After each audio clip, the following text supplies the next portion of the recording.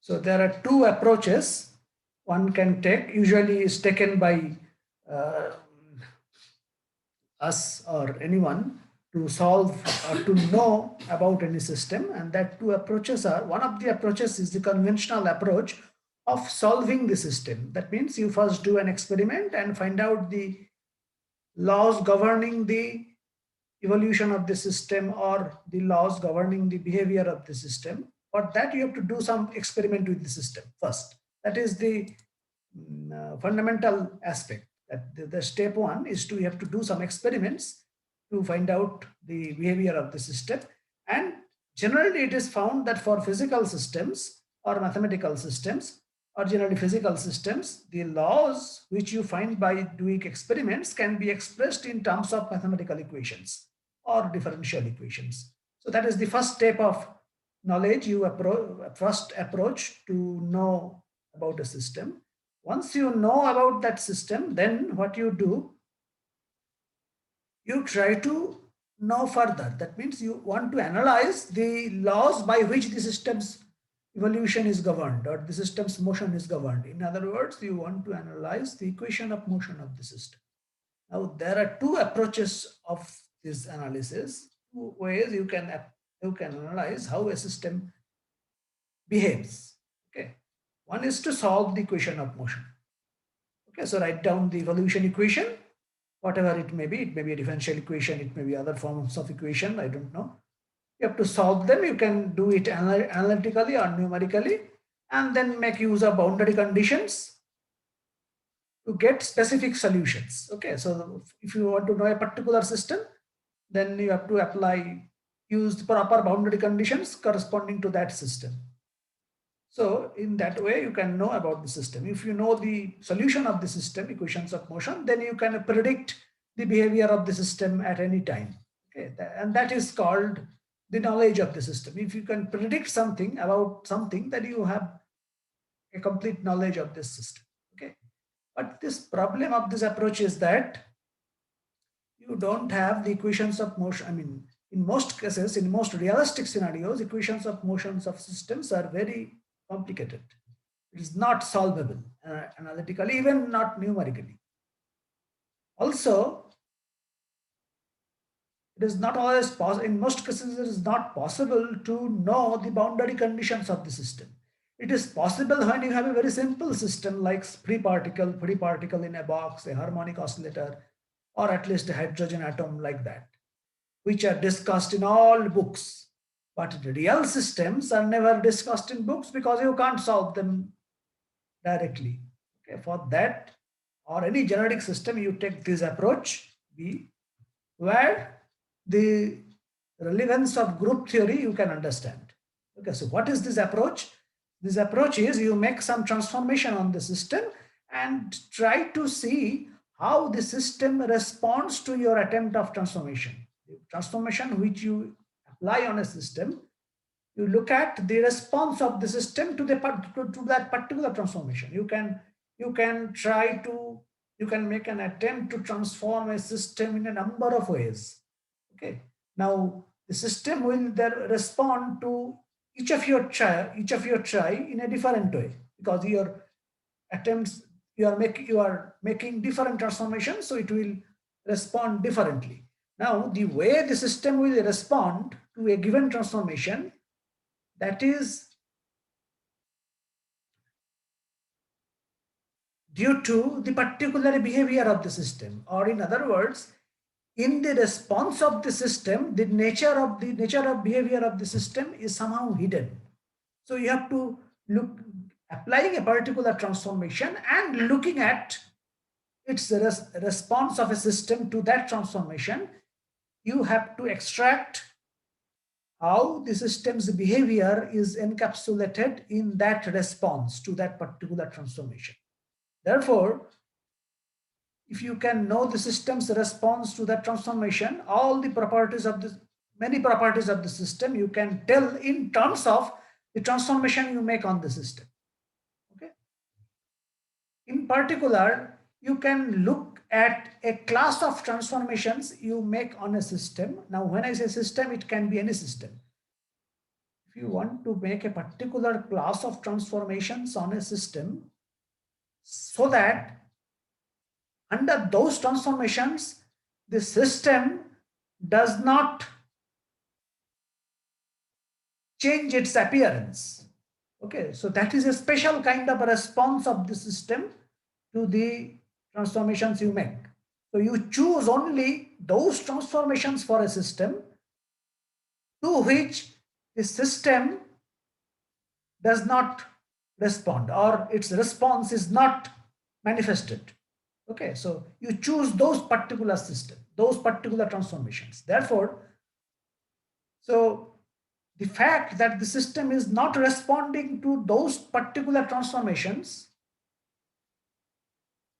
it is equivalent to saying in somehow the nature of the system is such that it is not responding to those particular transformations. In other words, in those particular transformations which keeps the system invariant, the nature of the system is encoded. Therefore, if I can learn, if I can tell what are the transformations one can make on a system which does not change the system, that in those transformation list the entire behavior of the system is there. So to tell you the behavior of the system, I don't say explicitly about the behavior of the system as we say when you solve equations of motion of the system, but without solving the equations of motion of the system, to tell the behavior, how a system behaves, I can adopt a completely different language in terms of which I'm going to say the behavior of the system, and that language is the language of transformations. The transformations which I make, to which the system will not respond. So those are these transformations, they capture the behavior of the system by keeping the system invariant. Okay, so basically we have to then learn the transformations which keep the system invariant. And these particular transformations are called symmetry transformations of the system. And if you know the symmetry transformations of the system, that means you have the knowledge of behavior of the system with you, but expressed in terms of transformations. If you want to know it in terms of quantities relevant to the system itself, explicit system itself, then you have to translate it. You have to know how to drag the meaning out of this transformation about this nature of the system. For example, if you remember, like Lagrangian is invariant under time translation. So that is a transformation, a simple transformation, and it gives you a knowledge about the system that, like this classical system, it is the energy is conserved. Similarly, Lagrangian, if a Lagrangian of a system is invariant under space translation, its linear momentum is conserved. So corresponding, looking at a transform, so the behavior of the system is encapsulated in the transformations. You have already know this in the context of Noether's theorem in classical mechanics. You have also maybe seen in the context of field theory for Lorentz transformation. Okay, like rotational symmetry, rotational rotations which keep the system invariant means the corresponding angular momentum about that rotation is conserved. Okay.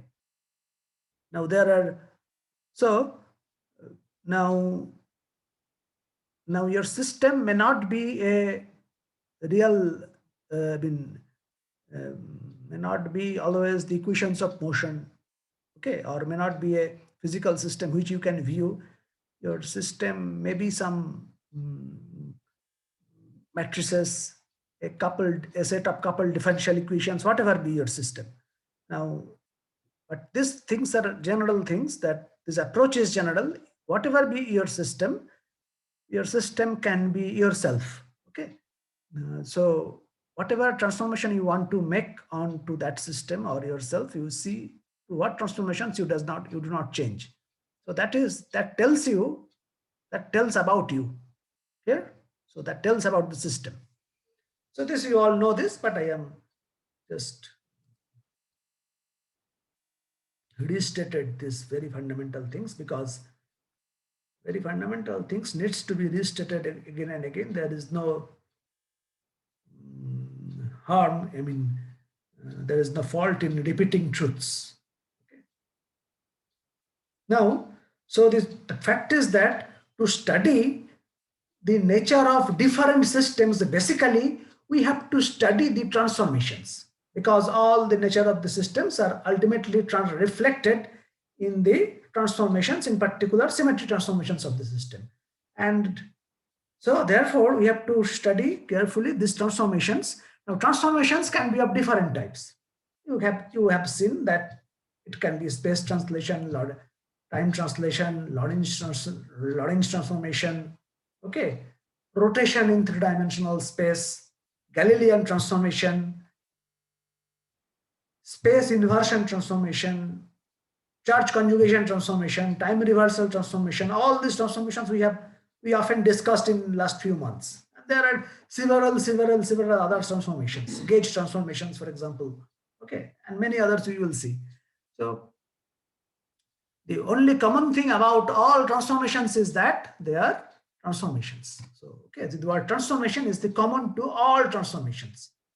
So so that means there must be something common to transformations in whichever field it is applied. Okay, so when you do a Lorentz transformation, when you do a charge conjugation transformation, when you do a space inversion transformation or a Galilean transformation or a time reversal or any transformation, you just a rotation, okay, just rotation in space, okay, or rotation in spin space. It may not be a space time translation, even in internal space, or any transformation you can think of, okay. So suppose you uh, a white object, you are making it colored, that is also a transformation you are doing. So all sorts of transformations in general, not it need not be uh, precisely written in terms of mathematical, in some mathematical form. So transformations are very general terms. So all of we understand, right, because every moment we are transforming. Okay, so transformation is the only aspect of the world. It is changing. Okay, so that I am talking about that transformation. Okay, so what is the common? We have to extract what is common in all transformations so that I don't have to study. I can have an abstractified version of transformation which I can apply to any field I want. If we want to study only Lorentz transformation, then that, and if we make a try to build up a theory of Lorentz transformation, then it becomes a very specific theory. It will not be applicable to any other transformations. For that reason, to make it more powerful, we always abstract things and then build the theory on the abstract. In this abstract, we make this theory abstract, and then ultimately, after building up this theory, we then relate it to different special cases. And we will see, since it is abstract, it has very powerful, like numbers. So this number theory, 1, 2, 3, 4, 5, 6, addition, subtraction are just abstract. Now those can be applied to any mathematics. Okay, so everywhere we apply, just we use numbers, but numbers are abstract. The theory of numbers is very abstract. You can apply it to anywhere. Okay, to vectors, to scalars, to tensors, to your market, to your stock market, to your daily conversation, everywhere. Okay, so that is the motivation for studying groups, because the groups is, if you want to abstract transformations, that is the theory of groups. So how we can learn the language of transformations, and we can encode or we can decode what is contained in the language of transformations. For that, we need to understand the very basic nature of transformations, and theory of groups is a mathematical theory for that. Okay. So this is the basic things. This is the motivation for studying groups. Okay. So you can make, so since all physics is about transformations, something is transforming to others, not only physics, everything. The whole universe is transforming from one thing to another, one state to another. So all processes are transformations from one state to another, not only in time, also in space or in terms of any other parameters also. Okay, so all transformations. Therefore, groups are, theory of groups is so general. You can have more general applications. Everywhere you can apply theory of groups if you want to see. But using a mathematical theory with a good structure that we want to formulate now, that helps you to see through the transformations. Like once you formulate the Euclidean geometry, that will help you to see through the design of different things. But for that, you need to know the Euclidean geometry, the theorems, the construction of this geometry based on some postulates and then some theorems, lemmas, etc., on which you are concising these various theory. Okay. Once you have this theory, then you can use your theory to probe the different aspects of transformations here. Okay. So this is the language of transformations, mathematical language of transformations. Okay. Like Euclidean geometry is the mathematical language of what you see around you. Okay. Similarly, theory of groups is the language of the transformations, what you see around you. So what is inherent in the transformations, you can touch that deep knowledge hidden inside transformations through the theory of groups. Okay. Therefore, so this theory of groups must be very abstract. Okay. So abstract things are, so it is not physical. Transformations, you can think, transformations are also abstract, but theory of groups are a further one more degree of abstraction in there. Okay. Like if you are physical, it will be difficult for you to go from your home to Belur Math right now, but you can abstractify you and can think of your mind. Your mind is more abstract, then your mind can immediately go to Belur Math right now. Okay. Therefore, abstract things has very, it can percolate, it can probe the further finer details of anything. Okay. That's why we need abstract theories are many helpful. So abstraction is in that sense helpful, but the only problem of abstract thing is that abstract things are abstract. Okay, so you have to be enough abstract to understand those abstract. Clear? Okay, so let me, so you all know this, I don't. So some basic definitions I will tell you today. This is the theory of groups. A set of element is said to form a group if it satisfies 4 properties. Okay. Now, so you all know this 4 properties. If A and B belong to G, then A combination B will also belong to G. Okay. Where G is the set. Okay. Now, so every group is always defined with respect to some group multiplication or combination law. Okay. Now, the thing is that the point to note here is that these are elements of this set, which I call a group, which satisfies these properties: closure, associativeness, identity, and inverse. All these elements are, though I have written it by ABC, they are completely abstract elements. Okay, A is just a notation for that abstract element. It is not possible to write an expression for A.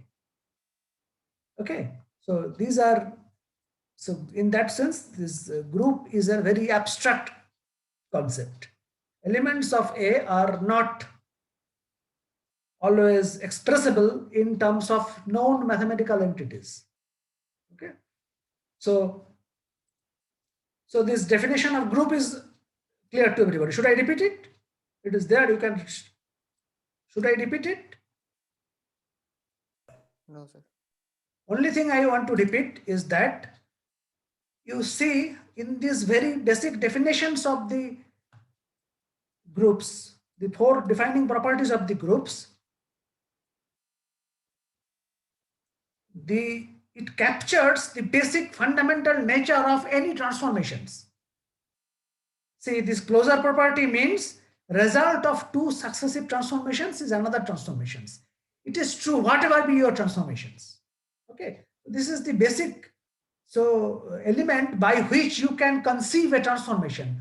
One fundamental property, whatever be the transformation, is that any transformation, if you follow it by another transformation, the result will be another transformation. This is a profound trivial statement that you have put in the form of an abstract property like closure property. And any transformations that does not depend on the way you group, if you keep the order same, so that is this associative property. And this existence of identity means doing nothing may be rephrased as a transformation by amount zero, because doing nothing you can think of you can give it a status of transformation by zero amount. So you can doing nothing you can also say by starting from a transformation by dot amount. Okay. So and this is obviously any transformation followed by this doing nothing remains, keeps it the same transformation. Okay, these are, so you see the group properties are very obvious and fundamental properties. And for any transformation you can think of another transformation which undoes the effect of the transformation, and that is called inverse of the transformation. Okay, you all know this. So this is any set of elements which is a group, is called a group under a multiplication law if it satisfies these four properties. Okay, this is the definition of a group. Now, any questions? Now, in general, two elements of a group usually do not commute. Generally two under this group multiplication or any two transformations, result of any two transformations depend on the order in which they are performed. But if for a particular group this is true, it is called abelian group. Okay, we will see. We will see later that this electrodynamics, electromagnetism has a close connection with, can be described, some aspects of electromagnetism can be described in terms of an abelian group, whereas aspects of weak interaction, strong interaction, they can be described in terms of some non-abelian group. We will see this. Okay, but right. So the abelian group is the group where the elements commute. And order of a group means number of elements in that group. Okay. Total number of elements in a group is called the order of that group. A group can be finite, number of elements can be finite or infinite. If it is finite, it is okay. If it is infinite, then there are two kinds of infinite order. One is called countable, another is called non-countable infinite. Okay. So for example, see your additive group of real numbers. So all real numbers forms a group under addition. You know this. 0 is the identity element of the group. Two elements are the real numbers, and its order is infinite because there are infinite real numbers, and you can't actually you can't tell which real number comes after what. You can't associate. Hello? There is a noise. Please mute your audio. Okay. So, but you can think of uh, additive group. So if you think of additive group of integers, all integers, -3, -2, -1, sorry, 0, 1, they also form a group under up to infinity, up to minus infinity. They also form a group under addition, but the numbers are also infinity. But such a groups are called countable infinite, because to every element you can associate a an integer, which is an integer is countable. Okay, so you can go from one to another by just one jump, and there are no numbers between these two. So because of this, they are called count, because you can actually count, though their number is infinity. So within a finite set, within a finite region, you can count how many numbers are there. That is, therefore, it is called countable, but it is infinite, because total group is number of elements are infinite, but it is non-infinite, I mean non-countable when it is a real number. So it is continuously all numbered. So even between 1 and 2 there are infinite numbers. Between 1 and 1.1 there are infinite numbers. Between 1 and 1.001 there are all again infinite number. So even at small scales there are infinite numbers. So it's called non-countable infinite. Okay. So these are now so this is one trivial example of the group where the elements of the group are not that abstract. They are, you can write this, just numbers forms a group. Now, have you read this symmetric group anywhere? Yes, in Yes, second sir. sem. In second sem. So what is that? So it is the so the number of ways. Okay, the number of ways n objects can be permuted among themselves. That is called, you can see that, and that forms a group. So this, it is as a generic element of this group is written like this. This means, suppose suppose you have three objects A, B, C. How many ways you can write A, B, C? So you can write A, B, C, A, C, D, B, A, C, okay, B, C, A, C, A, B, C, B, A. So 6 ways you can write. So this 6, so what is this? This 6 is there are 6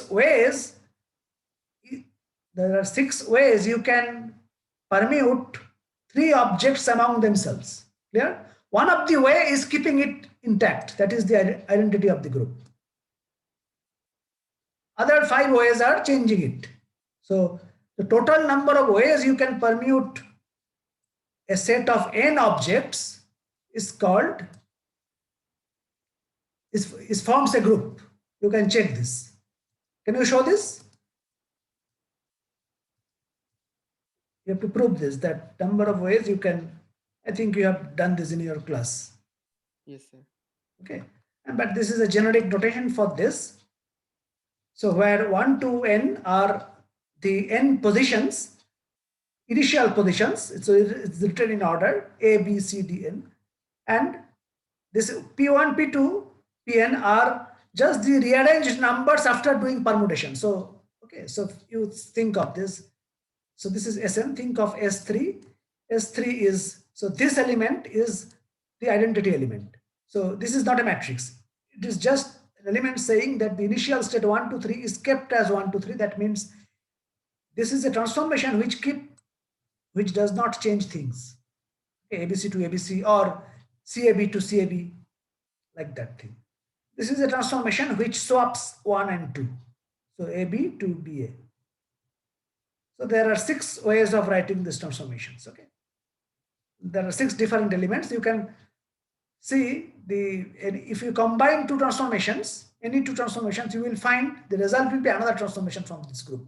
It is a closure property, and this is the identity. And for every transformation, you can find the inverse like that. So this is the well-known symmetric group. Can you tell me when, where this group in physics will be effective? Identical particles. Identical particles. And we will see in particle physics also, this group will be very effective while in understanding the baryon octet, meson nonette, those kind of things. We'll gradually see. It gives you a very good way of representing those objects, those arrangements in terms of, in the language of groups, in the language of symmetric group, SN groups. We'll see that. Okay. That's why I mentioned here. And there are some, another example is a rotation group. You all know this is a any rotations in three-dimensional space. Okay. So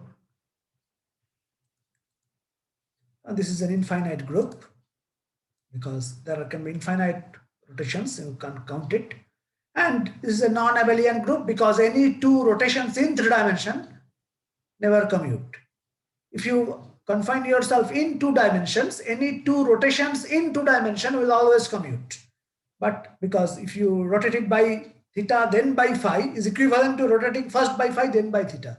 But if you are in 3D, rotating by theta in xy plane then by phi in yz plane is not equivalent to do it in the other way around because you are now changing your dimension. So in general, rotation group is a non-abelian group. Yeah? Sir, is this called the SO3 group? Yes, it is called the SO3 group. Yeah, we will see that later. Because rotation matrices are orthogonal matrices. They are represented by O3 three-dimensional orthogonal matrices. But see, this group, these elements of these rotation groups are, what are the elements of the rotation group? These rotations are not matrices. The rotations are, the elements are not these matrices. Elements are just the idea of rotation in three-dimensional space. So identity first is the no rotation, this idea of no rotation. Okay, now rotation by 30 degree is another element. So rotation by 30 degree, this whole phrase, whatever, so try to understand this rotation by 30 degree, whatever information carried by this phrase is the element of the group. Okay, so this is not a number, this is an abstract concept. Now there is something you know about representation of a group, how you represent, there is a, you can associate to this group, this abstract element, an object which is mathematically handleable. Those objects can be matrices, numbers, etc. Those are representations of a group. I will come to that. But in general, groups are abstract groups, and elements of the rotation group are just rotations by different angles. And rotations by different angles are not matrices. Remember, they are represented by matrix. There is a difference between that. Okay, the amount of wealth is not equal to the amount of money you have. Amount of money is a representation of your wealth. Okay, your wealth is an abstract quantity. Similarly here, these transformations, permutations are abstract objects. Now, if you want to really write it in terms of some mathematical object, then we have to see how we can write that. These are not mathematical objects. These are just some symbols which saying it transforms ABC to ABC or ABC to ACB, like that. Okay. So these are just some definitions of groups. We are warming up. We all know this. We are warming up just because we are entering into this new domain of groups. Now once you have defined a group, let us define a subgroup, because if G, capital G is a group, a subset of this group G will form a group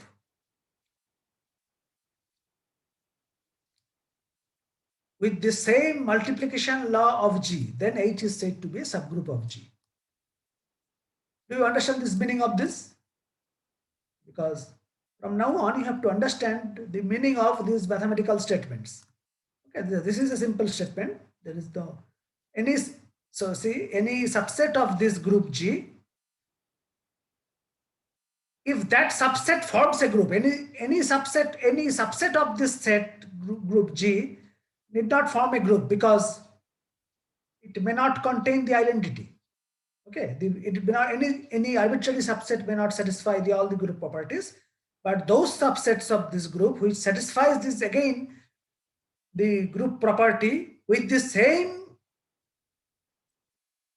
multiplication law of G, then that subset is called a subgroup of G. So that means if H is a subgroup of G, can you tell me what is the, sorry, what is the necessary and sufficient condition that H should be a subgroup of G?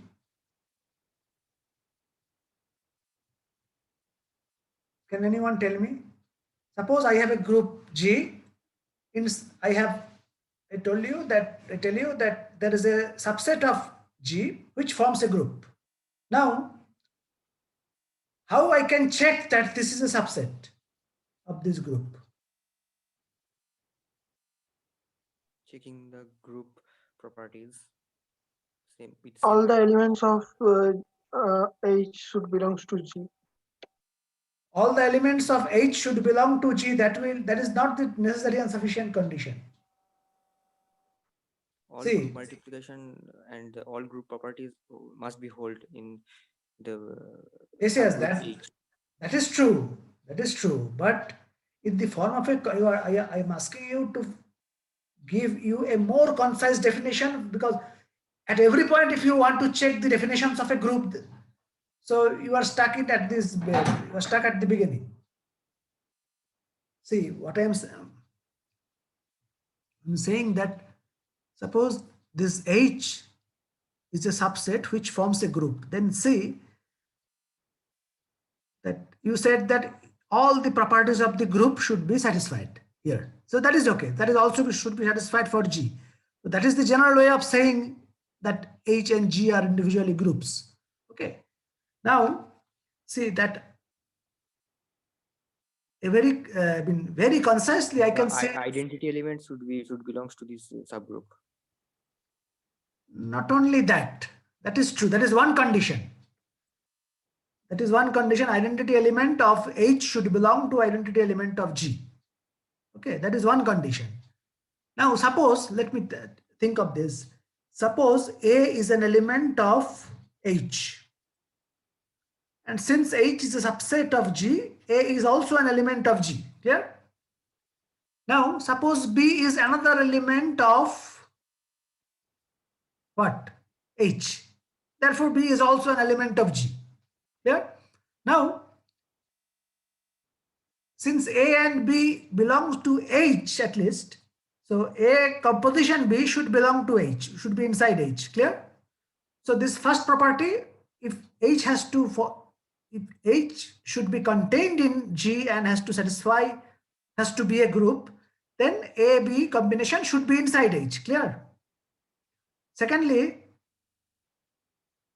inverse of A should lie within H, because H is a group. A is contained in H. So inverse of A should also be contained in H. Similarly, if B is another element in H, its inverse should be contained in this, and it should contain the identity element also. Now you can see, if you just say, if A and B are two elements of, see this, if A and B belongs to H, for any two elements A, B belong to H, if A composition B inverse belongs to H, then I can say H is a subgroup of G. Now try to feel whether this definition is okay, or it is the necessary and sufficient condition for H to be a subset of, a subgroup of G. because if A and B are in H, whatever way you can choose A and B inside this. Okay, you will always have A, B inverse belonging to H, because if A and B are in H, and if H is a group, then inverse of them will also be in this group, and any composition of this. So A with, I am taking with B inverse to accommodate the fact that inverse is also there. So this is a more generic statement, that if for all A and B, A composition B inverse is contained within this set H, then H itself forms a group. And being contained in G, it should be a subgroup. I don't need to tell extra again with what will happen to it. Should identity should be within H, etc., etc. All is contained in this too. So this way of saying this helps us to ultimately test them in a problem whether a group is a subgroup or not. For that, you have to consider two arbitrary elements, and if you can show that any arbitrary elements in H, A, B inverse belongs to H, then you can say from the region from where you have chosen the A and B, that region forms a group. And if that is contained in a bigger group, that region forms a subset of this, that is a subgroup. We will use that. But do you get my point? যদি কারো কিছু অসুবিধা থাকে বলো। Sir, Yes. I can understand that that forms group H, but I can't understand how it is the sufficient condition for H to be a subgroup of G. See, G is a group. Okay, you are given that G is a group. You are given that H is a subset of G. Under this condition, you are testing. So that is there. H is a subset of G, that is given initially. Okay, okay. Now you are testing. You take any two elements which belongs to H, not any arbitrary elements in G. Only those elements which belongs to H, and therefore it will automatically belong to G. And we have considered, you have taken initially that H is a subset of G. Under that assumption you are working. Okay. Okay, Then, okay, sir. Then it should always, yeah. So Yes, sir. Yes, sir. So it is equivalent to a language learning. So if you want to learn a language, you will feel the difficulty of learning a language. Suppose you try to learn a new language now. So now for you it will be difficult because it is not Bengali or English which you have already learned. To learn a new language now, this language has its own pattern. Okay, so if you try to learn Japanese language now, you will feel it. It is not in the same way as you learned English. Okay, they are completely orthogonal structured languages. Okay, so what we are going to do is that ultimately we have to read these mathematical statements and grasp what is told by this.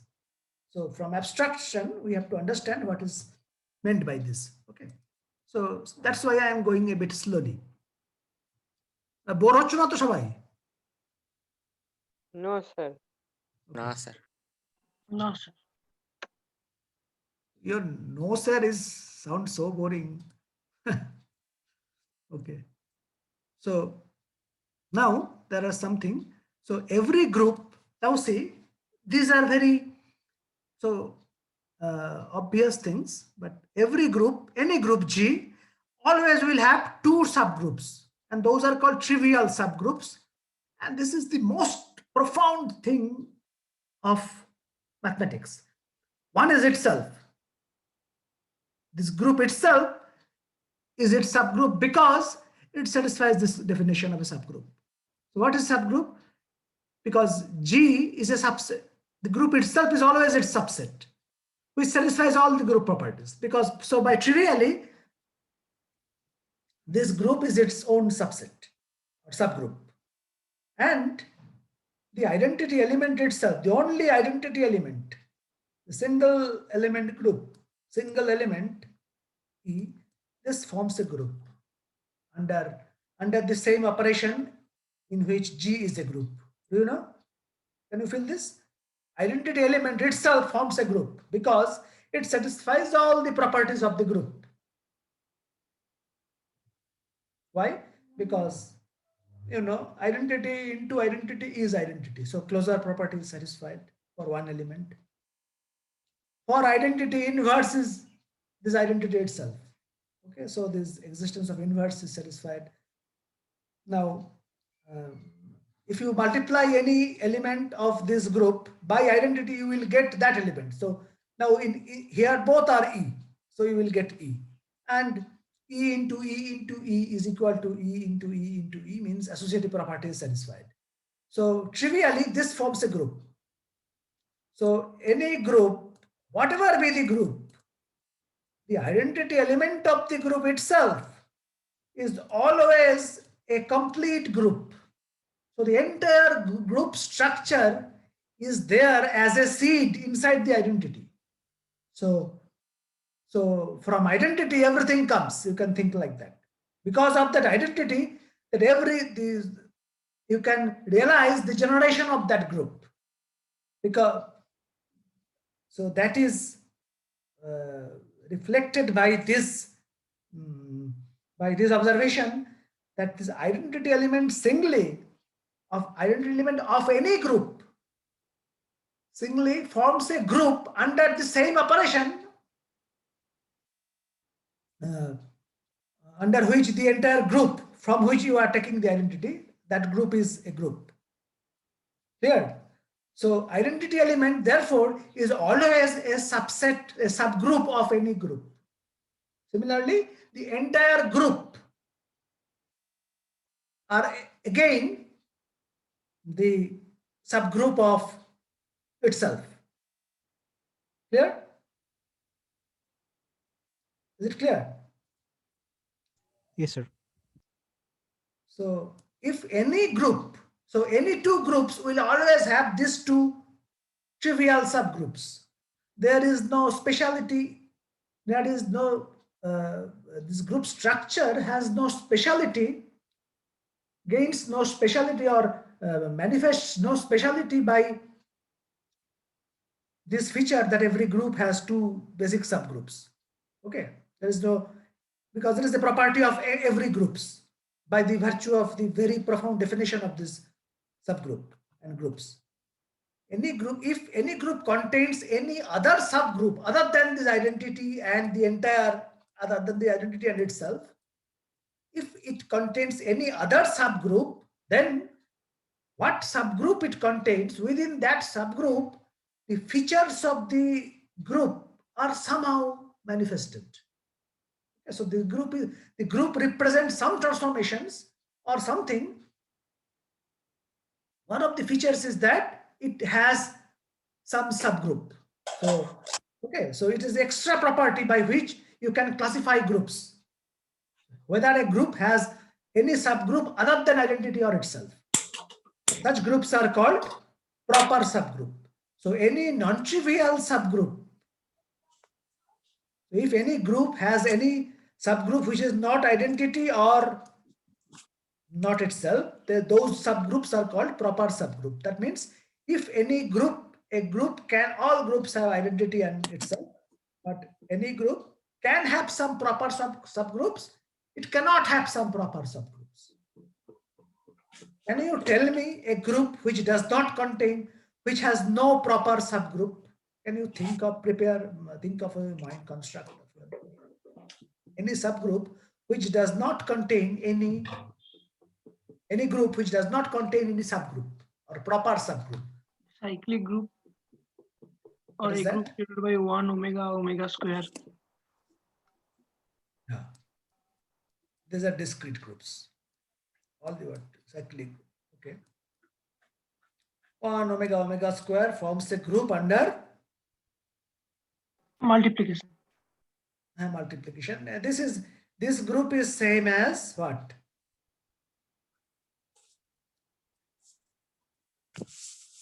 Okay, rotation of a equilateral triangle, because 3 rotations by 120 degree makes it 1.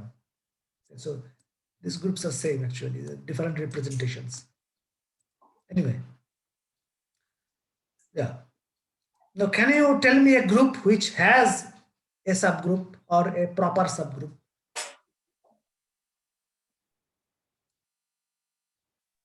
Permutation group. Permutation group, right? Any other? SO3 group has SO2 subgroup. SO3. Okay, SO3 has SO2 subgroup. 2-dimensional rotation. Okay. Now, see, this is a simple example. The additive group of rational numbers is a subgroup of additive group of real numbers, because rational numbers are a subset of real numbers. Okay, so they both form a group under addition with the same identity 0. Clear? So this is clear. Now you can check that what you said, this permutation groups. Okay, that are suppose consider S3. Okay. Now you can see that this permutation group is basically, you can think, okay, you read the statement. I mean, let's see whether you can understand this without my explaining things, because something, if I try to explain, it may get complicated. So this is a new term, a transposition. Transposition is permutation between 2 elements. When there are only 2 elements, so then their exchange is called permutation between the 2, or exchanging their positions is called technically by this name transposition.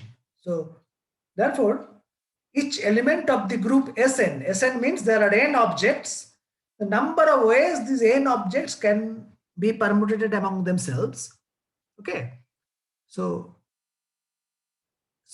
each way of permutation, each permutation means changing n objects among themselves, can be decomposed into a product of transpositions, because transposition is always deals with 2. So if you want to make, suppose if you want to make this change, for example this object ABC to BCA. So 1, 2, 3 position you want to bring to these 3 positions.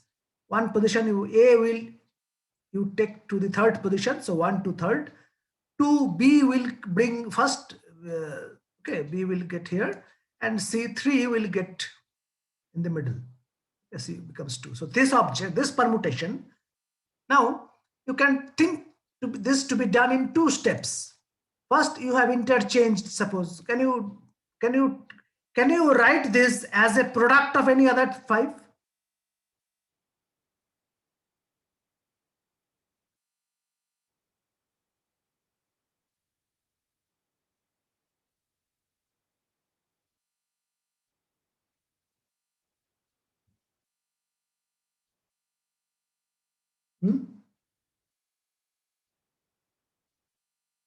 You get my point?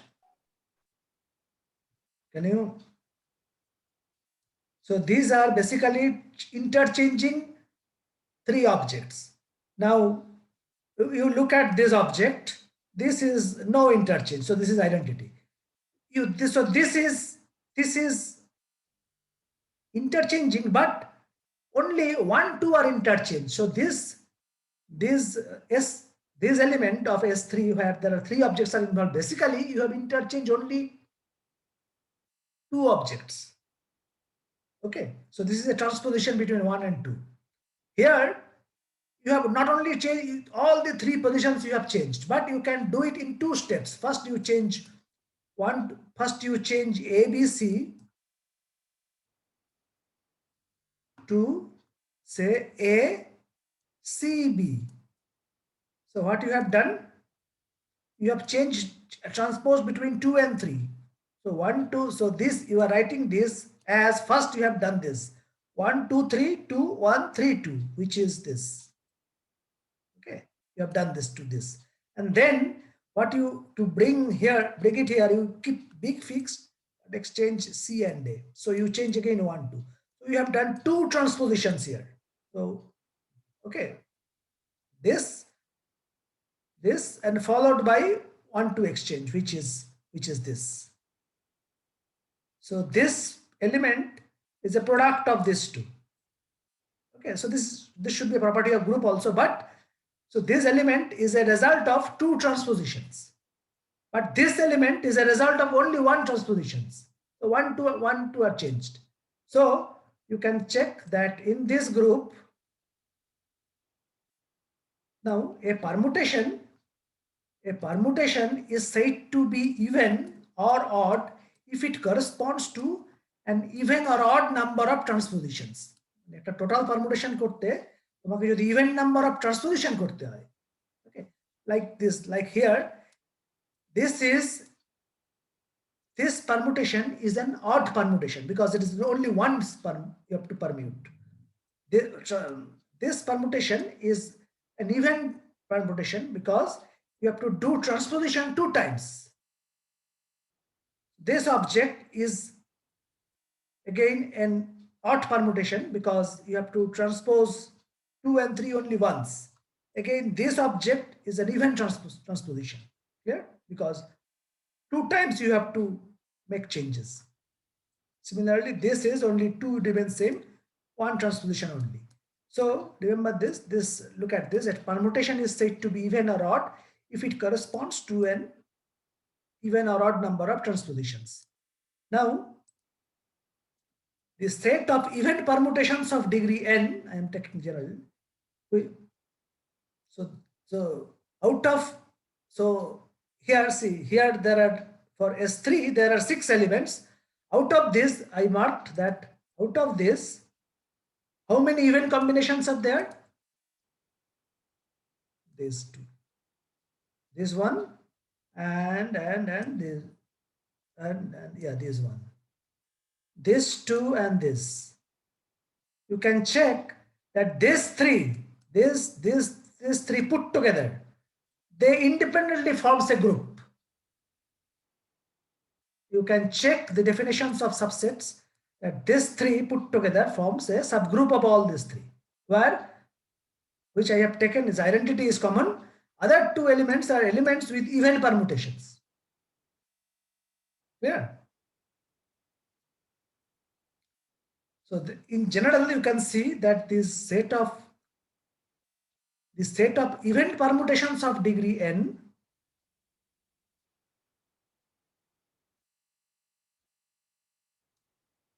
is a subgroup of n. So all the elements of n, out of those elements of n, Sn, so Sn contains how many number of elements? Can anyone tell me? This symmetric group Sn, which is of n factorial. Out of this n factorial number of elements, some elements are just permutation between only just 1 transposition, only 2 positions are interchanged.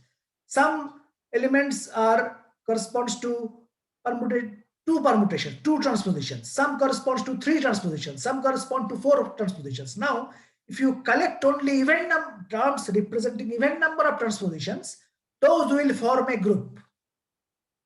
You have to understand this, okay, at home. If you have not done this, well, I think Bobby had done this in your class. Do you all understand this, everybody? Why this has to be there? Yes, sir. No, everybody. Yes, sir. Yes, sir. Okay. Now, so these are some examples of subgroups. We will see that later.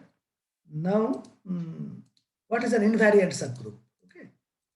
Now, sorry, you know suppose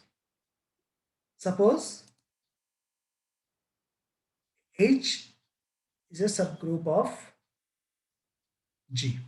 Now, you by this definition, you will always understand this invariant subgroup is a subset of subgroup. What subgroup? Because first it has to be a subgroup, then the question of invariance comes. What is meant by this? Let H be a subgroup of G. That means, what does that mean? That means for any element in H1 and H2 in H, which is also in G, H1 composition H2 inverse will always be in capital H. That is the definition of a subgroup. Clear? So if you understand the definition of a subgroup, now you say this. What does this mean? If for each element H belong, and you take any element from this subgroup H. You take any element H in this subgroup now and take any element G in the main group. Now G, okay, so H can be any element from within H. G can be element in this in big circle, in this big group whose subgroup is H. Therefore, this small g can be inside this or outside this. That just doesn't matter. In general, G belongs to small g belongs to this group, and H small h belongs to H only. So H is always within this subgroup. Okay, the subgroup is this blue colored region. Now, if you find this, the definition is this. If G composition H composition G inverse belongs to H, then is called an invariant subgroup. Now, can anyone tell me what is meant by this? What is the meaning of this abstract statement?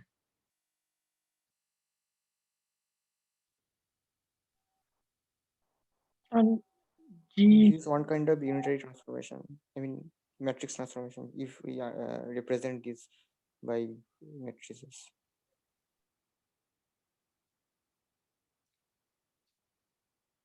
No, that is okay. So what you are saying that this is a unitary transformation, similarity transformation, and belonging to H. So that is what is written here. So your statement doesn't contain any extra feature. What do you mean by this?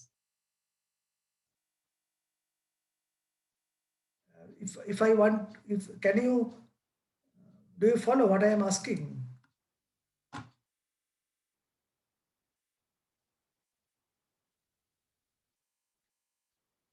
Suppose G is a set of transformations. This capital G is a set of transformations which forms a group. Now, inside it, there is a subgroup. H is a subgroup of this. So it is a proper subgroup. It is not identity, neither the whole subgroup. Suppose a proper subgroup exists. It is not necessary that for every group there must exist a proper subgroup. It is found that for this group, a proper subgroup exists. Okay, so we have assumed that H is a subgroup of G. So whenever I say subgroup, you will mean a proper subgroup. It is not identity, neither the entire group, because those are trivial things. Now, suppose if small h belongs to this subgroup, and take G any element within this capital G. Now, okay, let us try to understand the meaning of this. Suppose, since G belongs to the entire group, but a very special case, you can take G to be inside H also. Clear? Because there is no loss of general, I mean, there is a special case of this. Because this is a general definition, G belongs to G, and since H is a subgroup of G, it is possible that G can belong to H also. It is not necessary, but in some cases, G can be inside H also. Now you see, therefore, what I am saying is that you take any element G inside H. So let us write it like this. So take another element H prime here. So H is one element, H prime is one element. Now check this. H prime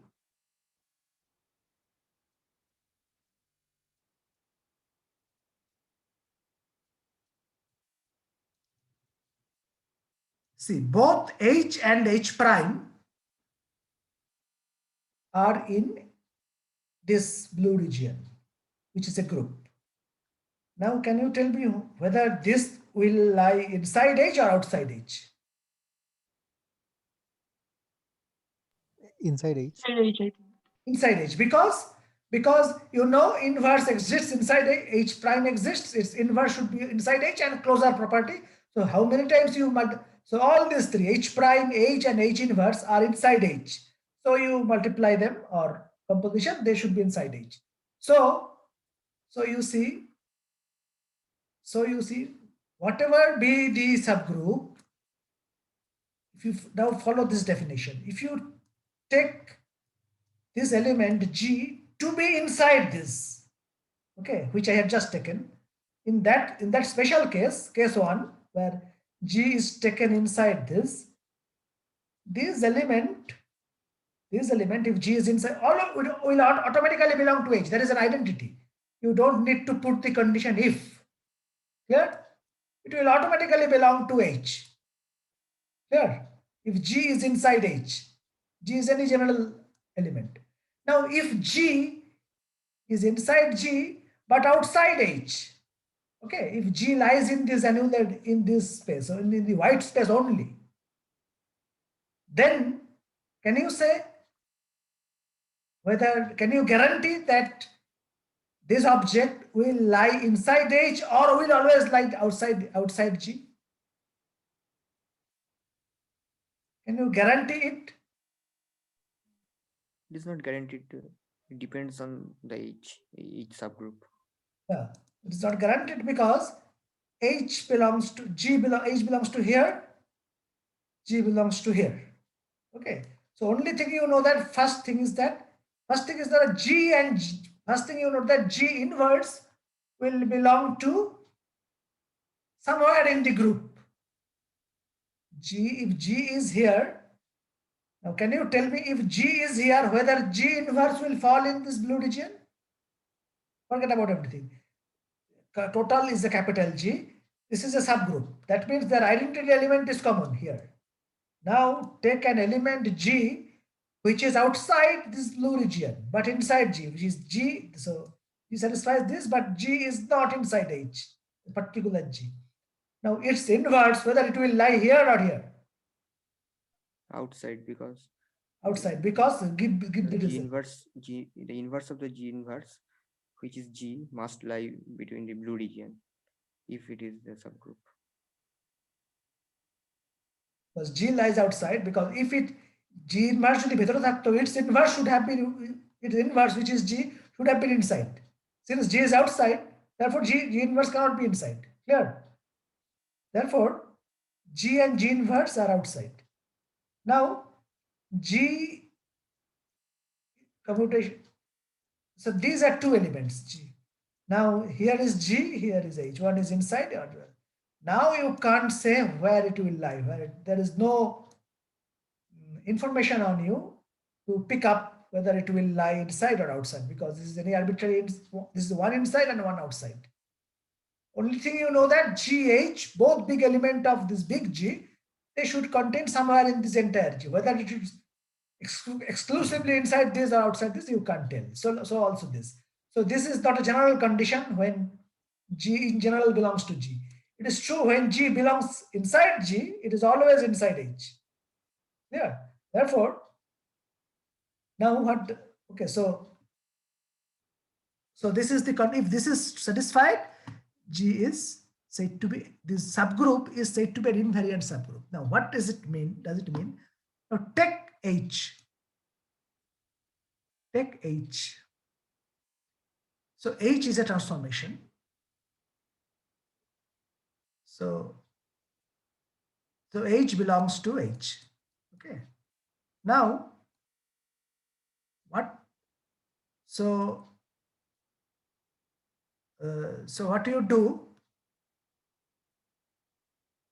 so there is an object. You make a transformation H on this. So the object will be transformed to some other object. So you have done this transformation. Now,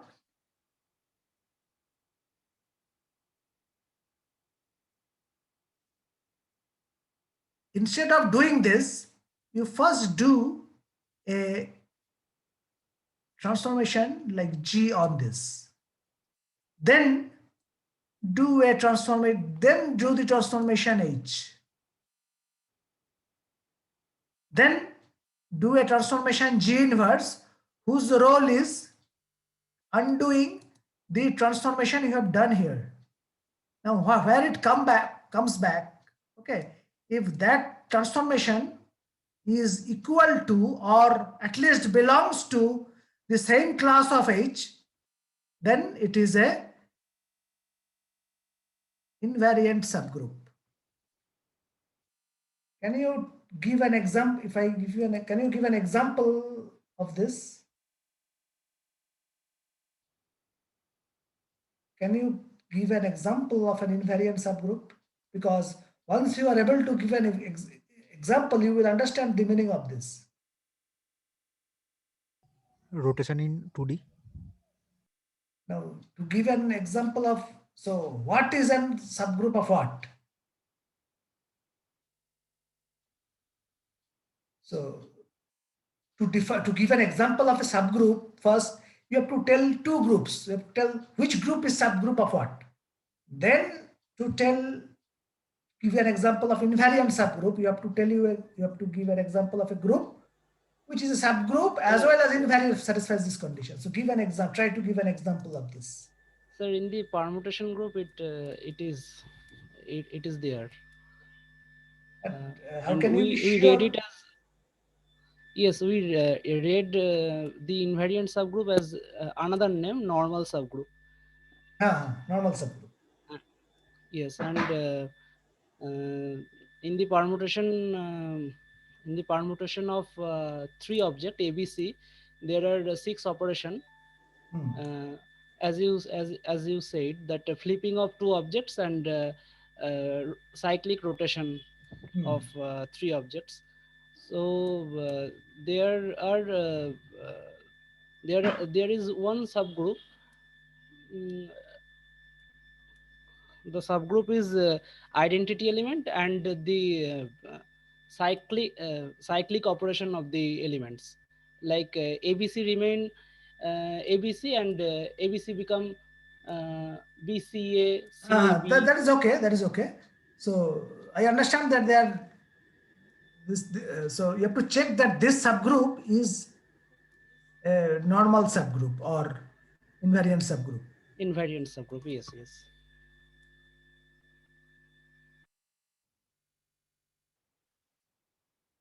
Do you have any questions, anyone? See, so you can check this. So I have written this here. So what I just said, I have written this here. Okay. Look, that if G is an abelian group, okay, if this capital G is an abelian group, means all its element commute. Okay, all its element when commutes, then what happens? In this definition, so both H and G are elements of G, okay, by consideration, because H is a subgroup of G and H belongs to H, G belongs to capital G. So both these two are elements of this big group G. And any two elements, if it is an abelian group, you can write this as HG, right? They commute. If they commute elements, then this becomes this. Clear?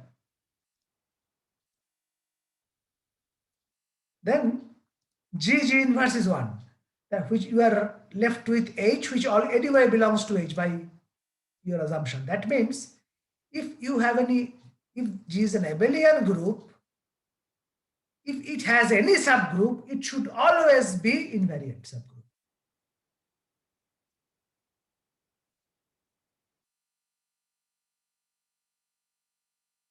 Do you follow? Yes, sir. Yes. Because now if it is a non-abelian group, that does not mean a non-abelian group can have invariant subgroups, may not have invariant subgroups. But an abelian group, if it has the, and it is not, so it is not said that if a group is abelian, that its elements commute, then it must have a subgroup. It is not true. If a group is abelian and if it has a subgroup at all, if it has a subgroup or more than one subgroups, then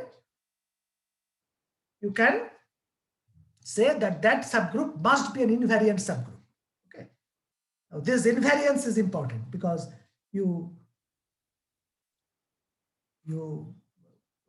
so this, there is an element, there is this transformations of this group. Now if you do it between two inverse transformations, so a pure transformation, you just do it after a transformation and then rewinds it back. If the result belongs to the same class of transformations, then it is invariant. If it changes, then it is not invariant. So can you give an example where a group is a subgroup but not an invariant subgroup? Can you give an example? Think of an example. Think of a group which is subgroup of some group but a not invariant subgroup. Subgroup of subgroups. No. Subgroup of subgroup means?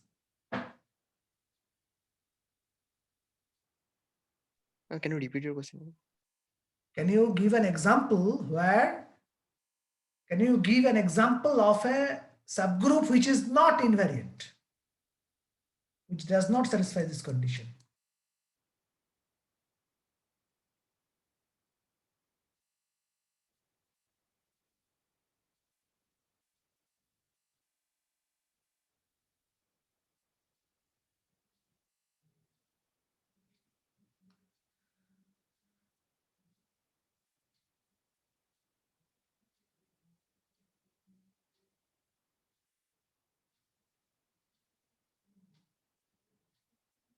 Other two subgroups are permutation group.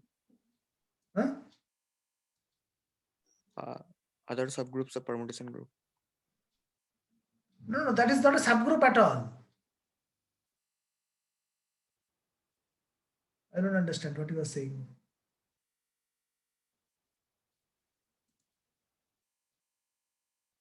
I am asking you to give you example of a subgroup which is not invariant,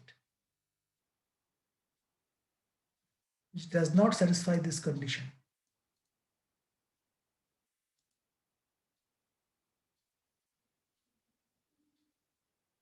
Think situation. I will not tell the answer. Think situation like this. Suppose you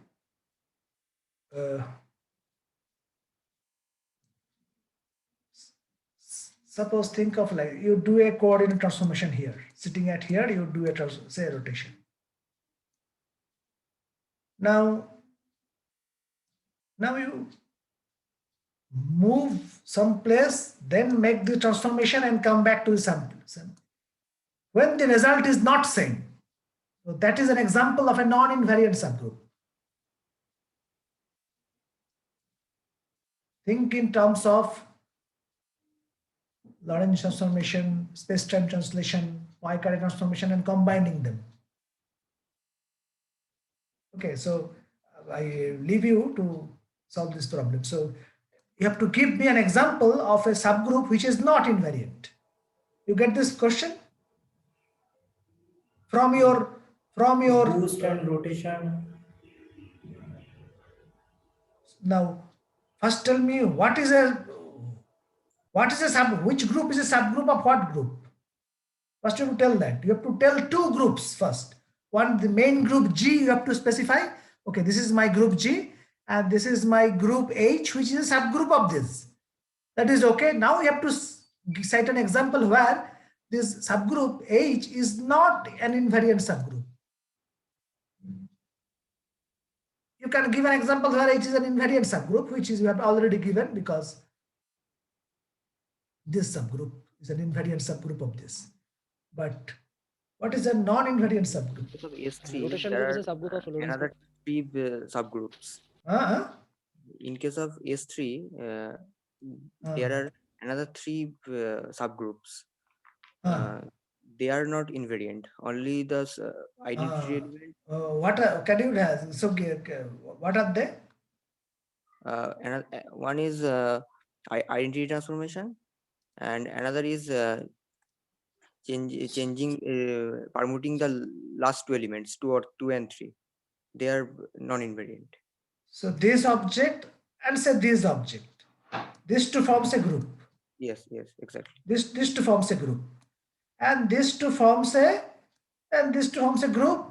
And obviously this is a subgroup of this whole S3. Okay. But what you have to show that this is not an invariant subgroup? We have to multiply the all elements of the S3 with an inverse, and then check whether it is in the group. But you will, okay. Have you heard of Poincaré transformation? You studied somewhere? I did not study. Huh? Poincaré transformation. Yeah, we have studied, to, but not in details. I mean, the Okay, group okay. properties are not. Okay. Try to think in terms of Poincaré transformation is Lorentz transformation plus Translation. space-time translation. Okay, I will come to that. Okay, so there are some definitions now. Now see whether a group has some subgroup, and if it has a subgroup, whether that group is an invariant subgroup or a non-invariant subgroup. Okay, how many subgroups a group can have, how many of them are invariant, how many of them are non-invariant. These are all telling about the characteristics of that group. They are all okay. So you can, so based on that, we will use some definitions. I will explain this later, but so these are terminologies. A group is said to be simple if it does not contain any invariant subgroup. Okay, because if it does not contain any invariant subgroup means there is no how should I say this? Because it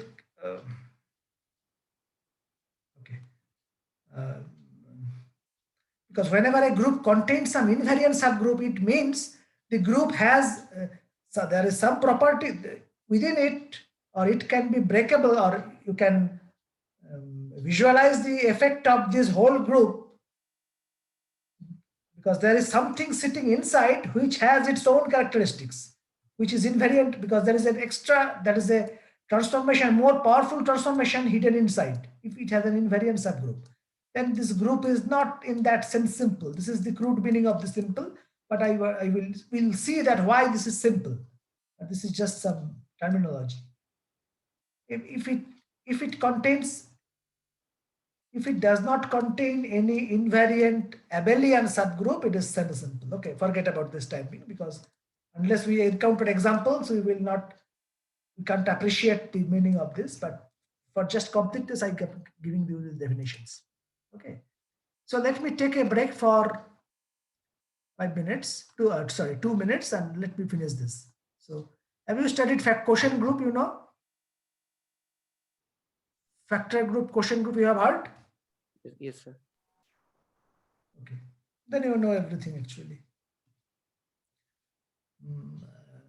So just a minute. So for 2 minutes, then I will take for 15 minutes and class will be over. Okay, just a minute.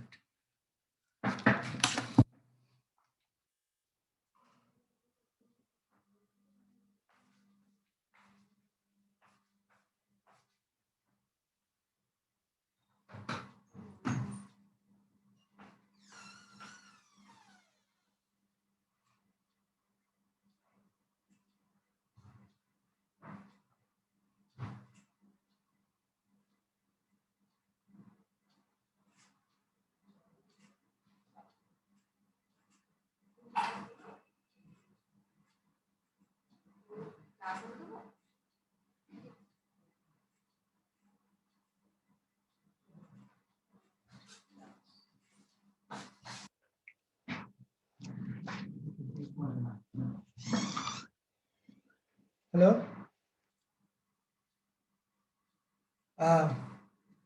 Okay, so let me ask, before going into these details, let me ask you, can anyone give an example of a quotient group?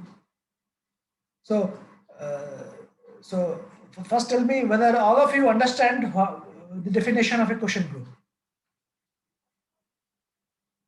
What do you mean by a quotient? What is meant by a factor group or quotient group? Do you understand? Do everybody understands?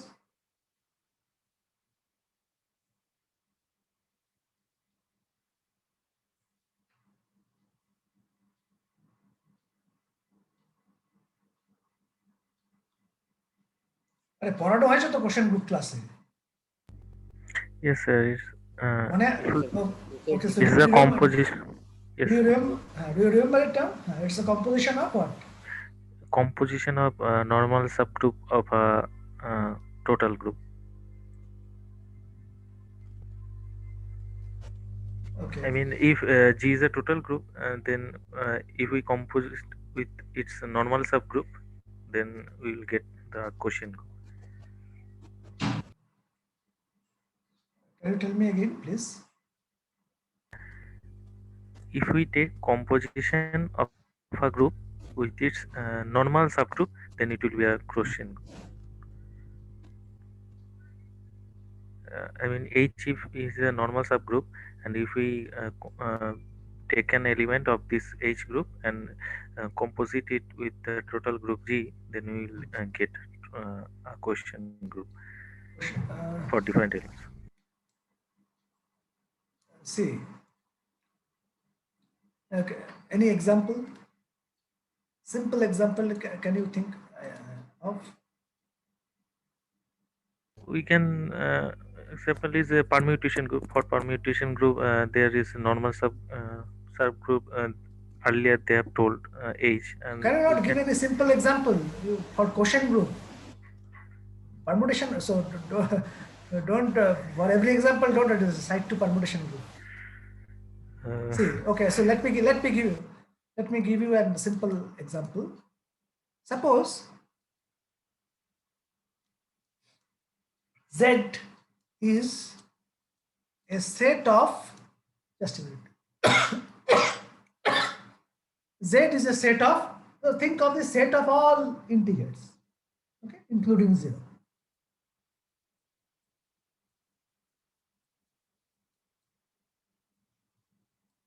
Okay, this forms a group under addition.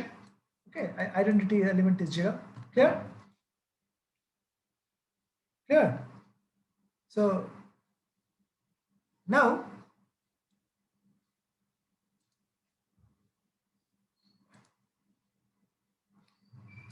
think of this set 2z. 2z means double of these integers. So what are they? So -4, -2, 0, 2, 4. Does it form a group? Does it form a group yes. under addition? Yeah. Clear? Under addition, this is a group. This is also a group. This is also a group. Both, but two groups are different. Clear?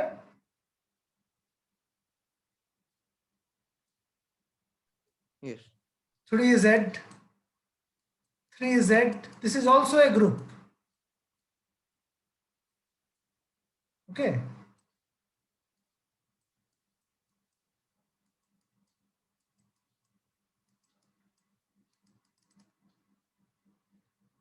Clear?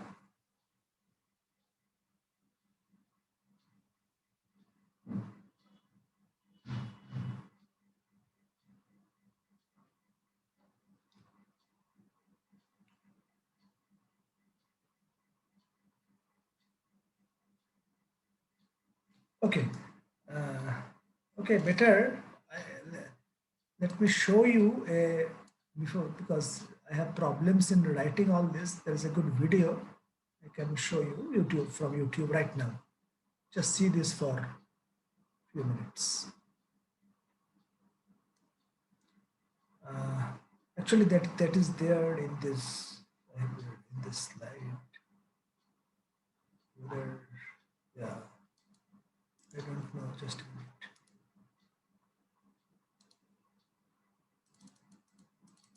Oops. So this is the link, but I don't know how to see this. You can copy this and then paste in. No, I can't copy this. Just a minute.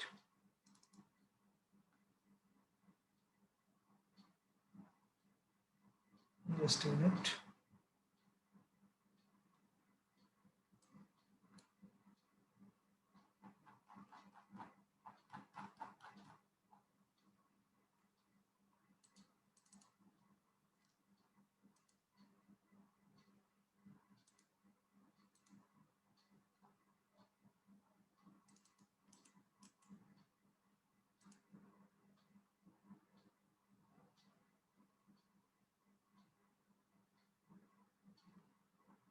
Oops.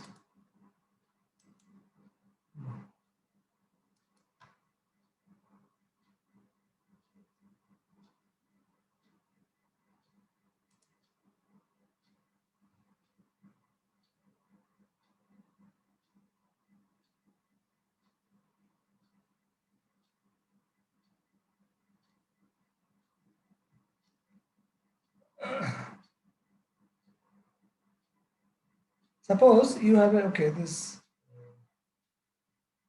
okay, something is coming. Why it is too, I mean, this is too slow, my connection.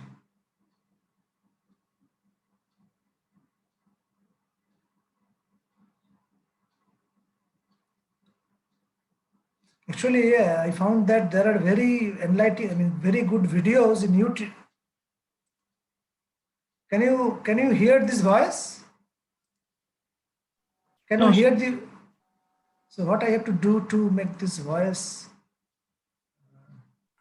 When you are sharing, মানে আপনি যখন share করছেন তখন একটা option থাকে, মানে যখন স্ক্রিনটা শেয়ার করবেন তখন একটা অপশন দেয় নিচের দিকে, ওই যে ডায়লগ বক্সটা দেখায় সেখানে So let me pause share and reshare. yeah. So stop share and again share.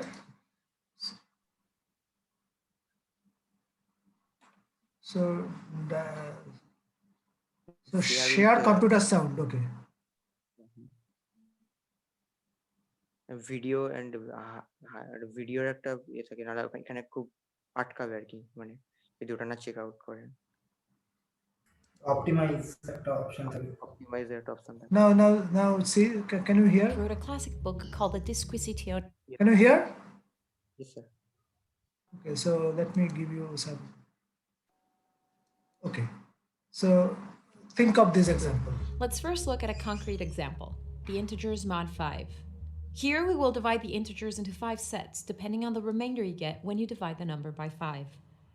The first set will be all the integers with a remainder of 0 when you divide by 5. In other words, all the multiples of 5. Just a minute.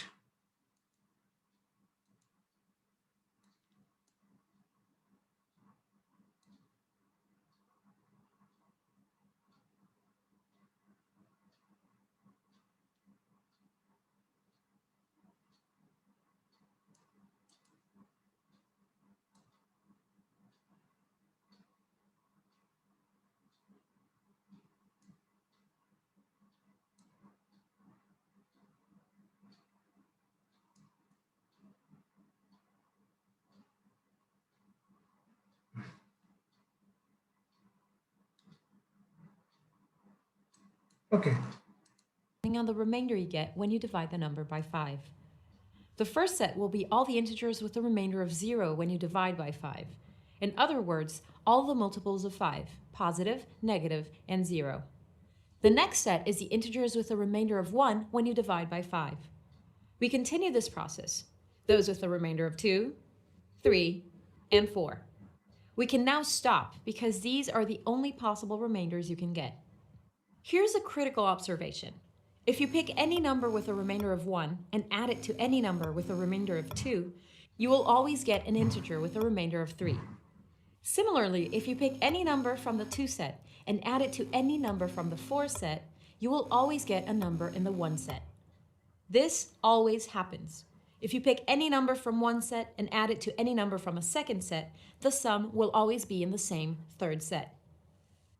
These 5 sets are called congruence classes, and if we treat the sets as if they were numbers, then we have a group with 5 elements, the integers mod 5.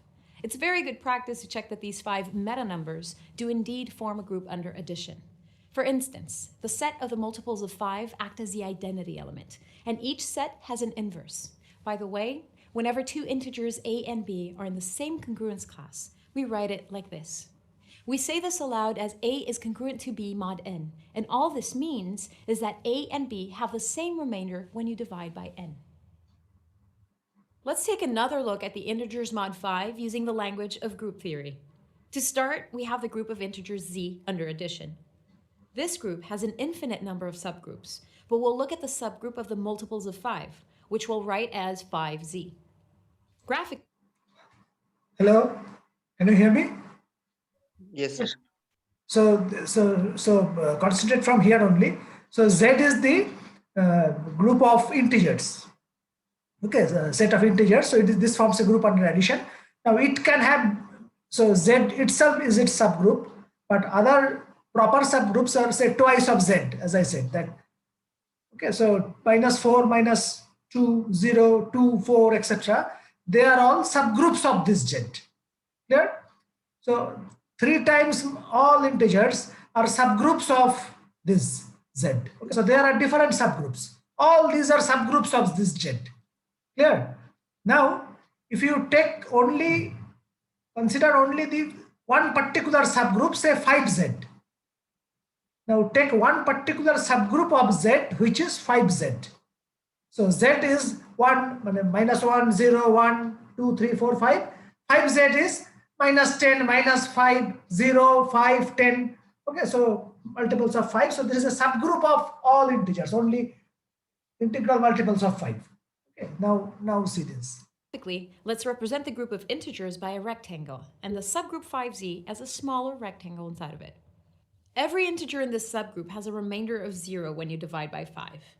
The number 1 is not in the subgroup, and if you add 1 to every number in the subgroup, you get a new set, the set of integers with a remainder of 1 when you divide by 5.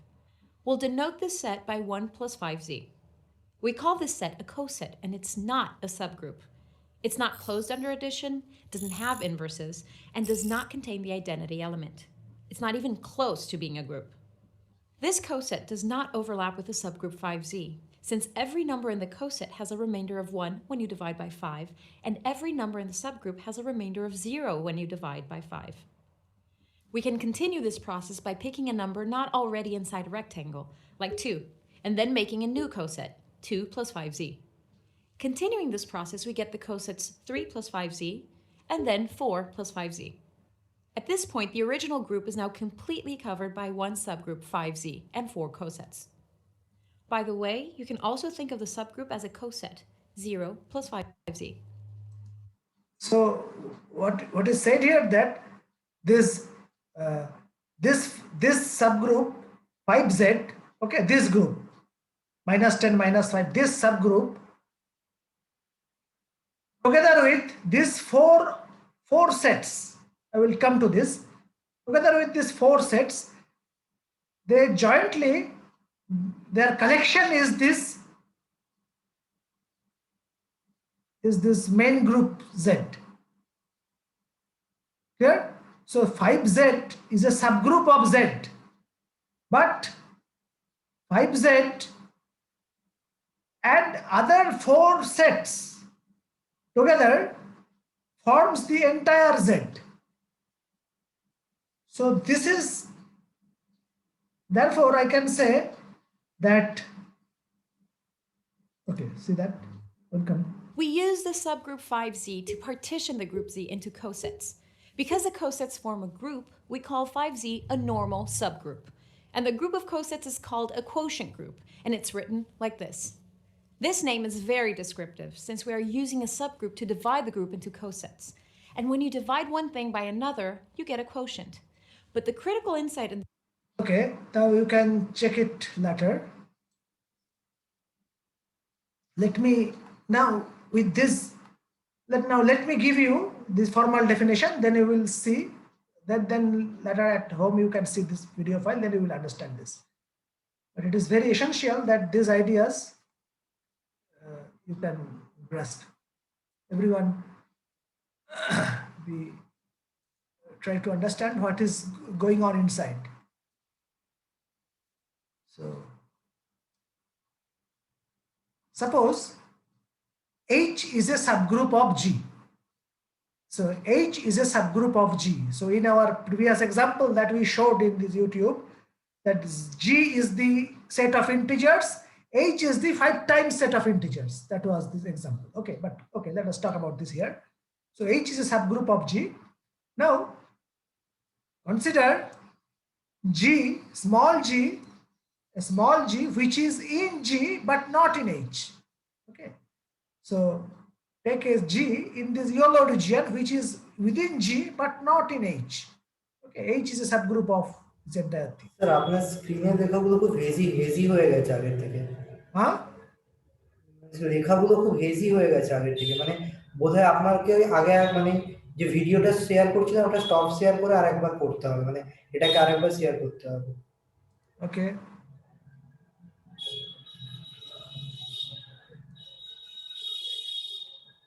Oops.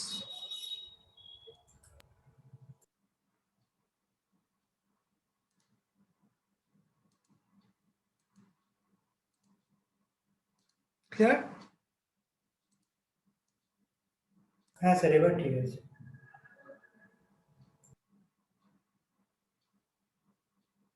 Oh. Okay, so what should I do? Do you have a, are you free tomorrow? Do you have any class tomorrow? Yes, sir. QFT class. QFT 3টা থেকে class হবে sir. সকালে মানে অমিত মিত্রের class আছে যদিও। Oh. পরশু ফাঁকা আছি প্রবাবলি সকালে। Okay, because okay, then I think I should stop here because it's 5 o'clock already. So tomorrow, day after tomorrow, I can take this class. Day after tomorrow and again on Friday. Okay, so because in these 3 days we will brush up our basic ideas of group theory. Okay, so what you can do, I am sending you this text file. There are some material, more materials which so try to understand these two things. One is this what is this basis of this invariant subgroup and this quotient group. Okay, this will be very essential for our understanding of, and you know homomorphism and isomorphism. Have you studied it? It's just simple. You must have studied it. Yes. Yes, sir. ওই Okay. SU2 আর SU3 হোমোমরফিজমটাই করেছিলাম, মানে sir করিয়েছিলেন। But in general, what is the হ্যাঁ, technique? ওটাও মানে ডেফিনিশনটা করিয়েছিলেন, তারপর example হিসাবে SO3 আর SU2 এর হোমোমরফিজমটা করেছিলেন। Actually, I will talk more about SU2 and SU3. Okay, but but since I mean you have done it in last semester, so let's brush up for this week. So this week we will spend in brushing up basic theory, these concepts of group theory. From next class, from next week, we will learn studying the Lie algebra, okay, which will be useful for our particle physics. Okay. So we will go. So I am sending you this file. I think if you go through this file thoroughly, you will understand the thing. So I request you to go through these files, and this will not require any prior knowledge to whatever I taught you in particle physics or quantum physics. Those who are having backlogs, don't get frightened. Just start reading this file, and there are good videos in YouTube for group theory, because the video I showed you, that link is given here. This by that.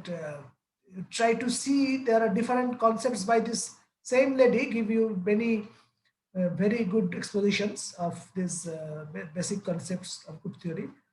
You will find that. So try to learn that. So I will send you this text file, this PDF file, and You can go through it. Then next day when I come back, we can discuss again. Okay. So just warm up with these fundamental ideas of group, forgetting about the concepts of particle physics. Just try to realize what is going on inside this, under this abstraction. Okay. So I am stopping here. Clear? Okay sir. বলো আর কিছু বলার থাকলে।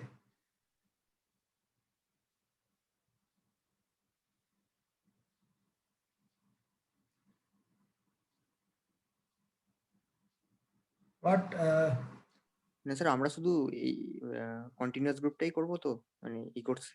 হ্যাঁ, আর কি মানে discrete group তো করেছো? হ্যাঁ হ্যাঁ, ওই জিজ্ঞেস করছি।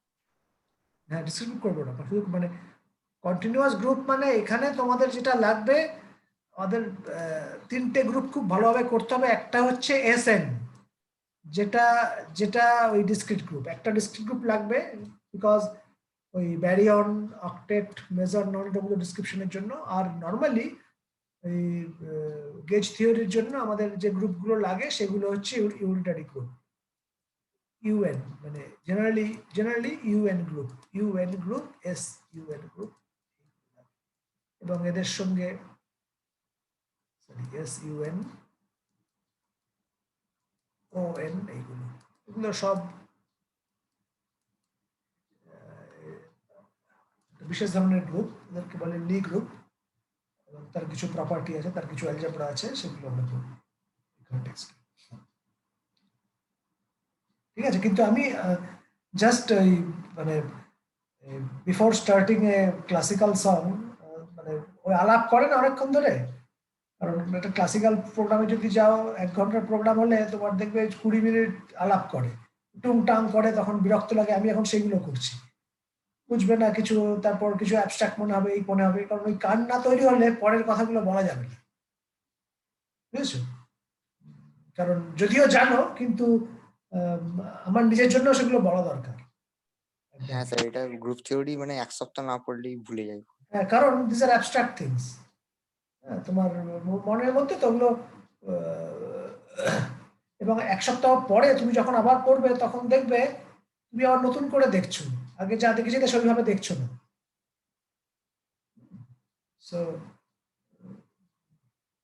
So group theory is basically a tool, but okay.